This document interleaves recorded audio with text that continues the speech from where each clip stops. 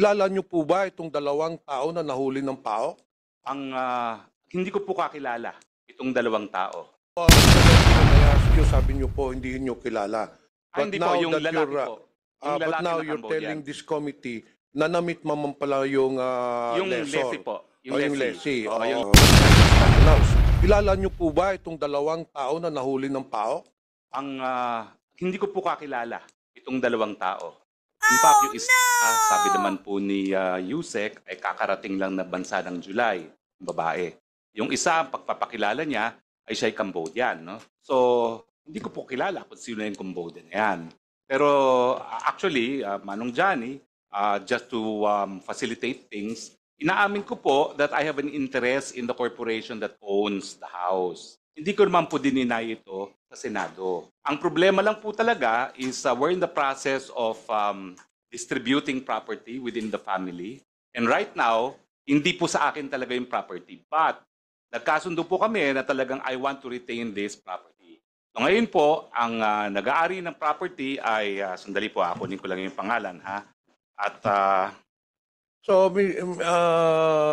former Secretary Roque, you admit that you have an interest in this house by virtue of the corporation owning this house. Yes po, ang may registered owner po nito is Page 2, Lot 37, Pinewood Holdings Incorporated.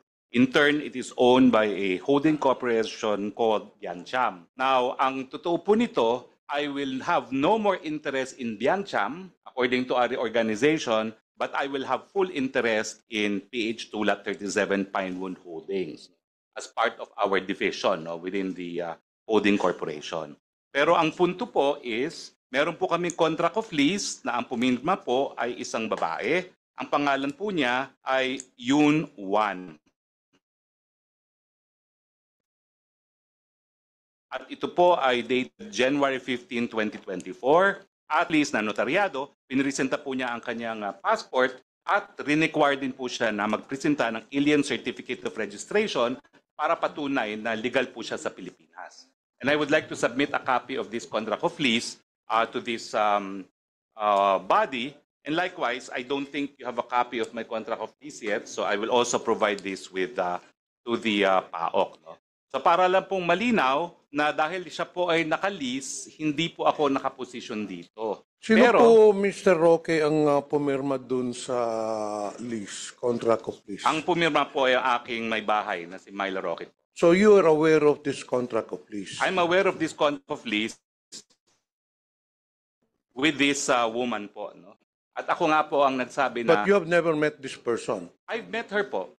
So... I met her. In Kasi fact, kanina po, Mr. Roque, when I asked you, sabi niyo po, hindi niyo kilala. hindi po, yung lalaki po. Yung but lalaki now na you're Cambodian. telling this committee na namit mo pala yung Yung lessor. lessee po. Yung lessee. Oo, yung lessee po. Na-meet Oo. ko. In fact, hindi ko lang po na-meet. May isang beses pa na nag-lunch kami sa Los Angeles. No? So, wala naman po akong kaduda-duda na siya ay lehitimo.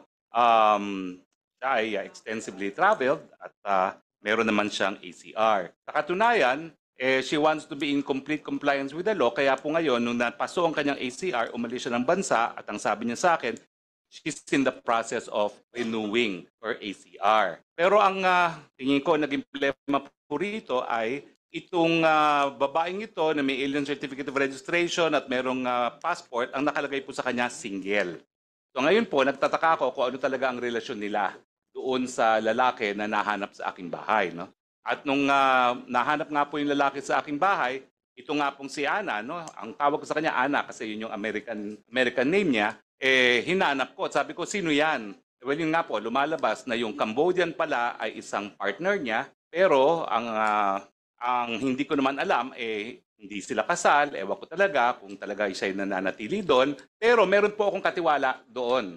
Kasi po, natakot ako na kapag pinaupahan ko sa incheck, sa Chino, sorry po for the derogatory word, minsan po kasi nung ako'y nasa gobyerno, nagreklamo sa akin yung mga residente na isang subdivision sa Parañaque, trinifer ko sa OIC na NBI, at ginagamit daw ang isang residential house bilang pogo. So, para nga po maiwasan na nagamitin ito for any other purpose, hindi ko po pinaalis yung katiwala ko doon. Sa labas lang sila ng bahay, nag-aalaga ng hardin, nag-aalaga ng baka, at pinamamasbadan ko po kung ilan talaga ang pumapasok sa bahay. At ang sabi naman po nila, 3 hanggang 4 lang po ang talagang nag-i-stay sa bahay at wala Mr. po Roque, talagang kailan ho activities. niyo nakilala itong lessee ninyo? Well, actually ako po, na-meet ko siya sa LA, kailan lang po. Tapos na-meet ko rin siya nung simula Wait. po, no? Mr. Chair, na-meet mo yung lessee, nasa LA Ay, ka. hindi po. Nag-lunch kami sa LA. Okay. Nag-lunch po kami sa LA. When you met this person, this lessee, meron ng existing contract of lease o wala pa? Meron na po. Kaya ako po siya kakilala. Kailan po nag-start yung contract of lease ninyo, Ang Mr. date Chair? po dito ay January 15, 2024 po itong hawak kong kontrako. So prior to the signing of the lease contract, you never knew this person? Yung lalaki po. Pero yung babae, Yung babae, kilala ko na rin. Matagal na mukhang kilala to. Kakilala ko na rin po yung babae.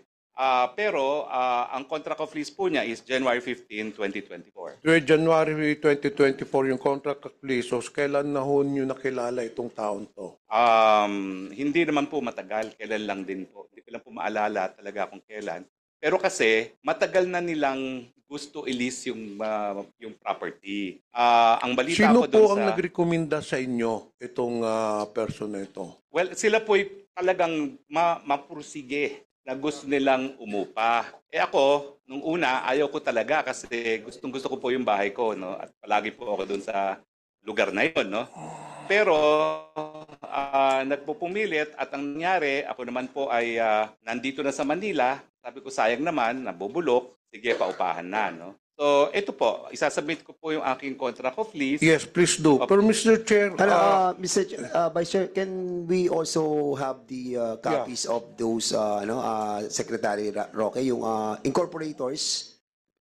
You said a while ago that there is a corporation. Opo. Can you Royal kindly submit also to the committee? Hindi ko po dala, but I can of course submit it. No? All right, thank you so much. Okay. Go ahead. yeah, Mr. Chair, please submit it, Mr. Roque. So it has been established, Mr. Chair, as per, of course, the admission of Mr. Roque, that he truly owns the house, no? Kasi hindi ka naman magpapalis. You're the one who signed the contract of lease. Well, we have Yung an wife interest mo, in the ikaw corporation po. nagpirma. Yung wife ko po, But hindi you ko po already tinatanggi admitted, naman yan. you already admitted earlier that Hindi ko by naman po- virtue of your owning the corporation Yes po. which owned the house, so literally, kayo po may-ari nun. Now, Well, my the question corporation, is, Mr. Roque, since kayo naman ang may-ari nun, pinupuntahan din naman ninyo yon. I'm very sure, according to Mr. Cruz, doon sa mga neighborhood, nakikita po yung presence ninyo. Did you not do any due diligence getting the background of this lessee? I did po by asking for the alien certificate of registration. Hindi po ninyo tinanong kung saang negosyo, ano ba negosyo nila? Well, Because it seems that very Oo. clear, kaya hinuli yan, i-involve talaga sa illegal pogo. Ay, hindi po. Inuli po yan at ako po yung nakipag-ugnayan na sa Chinese Embassy rin dahil may wanted pala siya for financial fraud. Hindi po sa Pogo. So, malinaw po yun. No? At napahiya nga po ako sa Chinese Embassy dahil ako yung malapit naman sa kanila. No? At in-explain ko rin na wala akong kinalaman na meron palang pugante sa China na nanirahan dun sa bahay na yon. No? Pero malinaw naman po na sabi po sa akin ng embassy, kaya nga po siya nasalagay sa red list ng Interpol. It's because of financial fraud. I think it is P2P in fact. Hindi ko nga alam kung ano yung P2P, no? Pero P2P financial fraud, kaya siya linagay po sa Interpol red list. At hindi naman po dahil sa Pogo. So, At, Mr. Roque, Mr. Chair, wala kayong previous dealings nitong lessee? Wala po, wala po.